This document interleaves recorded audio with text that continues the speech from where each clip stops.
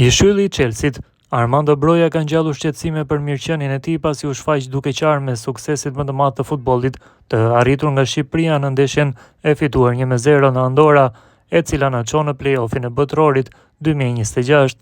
Sulmuesi Burnley ndihmoi Shqipërinë të fitonte 1-0 në Andorra të njëjtën, duke i siguruar vendin e tyre në play-offet e Kupës së Botës.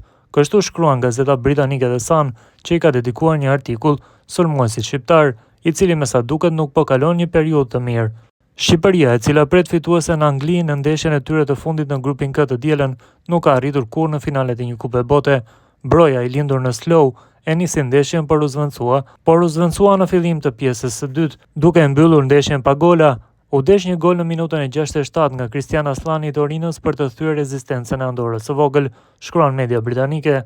24 vjeçari Broja më pas u duki përlotur dhe i dëshpëruar në stol, me ndërsa largohej nga fusha në fund të ndeshjes, shoku i skuadrës Elsej Dysa i vuri një krah ngushëllues rreth shpatullave të sulmuesit, ndërsa ata po largoheshin nga fusha.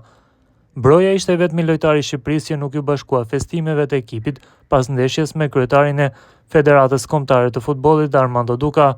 Zëvendës presidenti i FSHF-s Lutfi Nuri u përpoq gjithashtu ta ngushëllonte Brojan përpara se të bëheshin fotot e festimeve, vijon artikulli i gazetës britanike.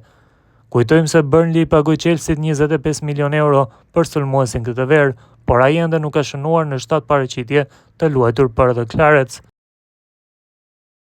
Shqipëria ka siguruar për herë të parë në historinë e saj pjesëmarrje në fazën play-off të Kupës së Botës, një arritje e jashtëzakonshme që padyshim është shoqëruar me festën në fushë të futbollistëve kuqezi, por jo të gjithë kanë qenë duke festuar, ndërsa lojtarët përgëzonin njëri tjetrin dhe gjithashtu edhe poshtë tribunës së ultrasve që kishin udhëtuar për të parë ndeshjen.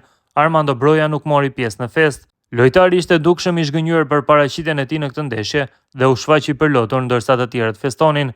Ishte Elsej Dysa ai që vrapoi nga ana tjetër e fushës dhe e mori gati me zor sulmuesin për t'u bashkuar lojtarëve të tjerë, me që në ato momente do të kryej edhe foto e rastit historike. Edhe zëvendës presidenti i FSHF-s Lutfi Nuri e ngushëlloi lojtarin, i cili pa dëshirë ju bashkua pjesës tjetër të ekipit për foton, duke shkuar më pas i dëshpëruar drejt domave të zhveshjes. Pas arritjes historike të kombëtares shqiptare për herë të parë në play-offin e botrorit, ka folur edhe presidenti i FSHF-s Armand Duka. Asnjë nuk mund të mendonte se ka kundërshtar të lehtë. Të gjithë ekipet e grupit tonë e kanë pasur të vështirë këtu. Anglia fitoi 0-1. Nuk e vum në dyshim rezultatin, madje mund të shënoni më shumë. Është e rëndësishme për të vazhduar rrugën drejt botrorit. Mënyra se si u zgjidh tregon profesionalizmin e skuadrës. Tifozët kanë pasur emocione si në shkallët e stadiumit apo edhe në ekran, ndërsa futbollistët kanë qenë më të qetë dhe të sigurt. Kemi pasur një lloj mini feste dhe kemi thënë që duhet të mendojmë për play-off. Jam krenar, por jam i sigurt që do të jetë e vështirë, cili do të jetë kundërshtari. Sot në drekën zyrtare me përfaqësuesit e Federatës Andorrës unë i thash njërit që kishte qenë trajner atëherë, i thash, keni vrarë një nga futbollistët tanë, sot është nivel tjetër me futbollistë më cilësor, nëse nuk impenjohesh dhe s'luan si skuadër, humb në Andorë dhe çdo kundërshtar tjetër. Për ne si Shqipëri, ndeshjet të tilla janë të vështira, kundër Anglisë na pret një ndeshje më e mirë. I pyetur se si do të ndahen meritat mes presidentit Duka dhe Silvinjos për këtë kualifikim, ai tha, përveç teje të gjithë i meritojnë kritikat, kronike varfër dhe frikë, është ndeshje e vështirë, kundërshtari mbyllet mbrapa, përgjegjësia për ne është shumë e madhe, kundërshtari s'ka asgjë për të humbur, menaxhimi i lojës ishte shumë i bukur, për zvendësimet pyesni trajnerin, mendje në Shqipëri apo Angli, kam parë vetëm ndeshjen tonë, e rëndësishme mos të bëni më hap fals vet, e dije që Anglia do të fitonte përballë Serbisë, por kam pasur jashtëzakonisht presion dhe stres. Pas golit, nuk jam relaksuar 100%, por goxha. I pyetur për Armando Brojan, ai tha, është një lojë skuadre, s'mund të flasim për individ.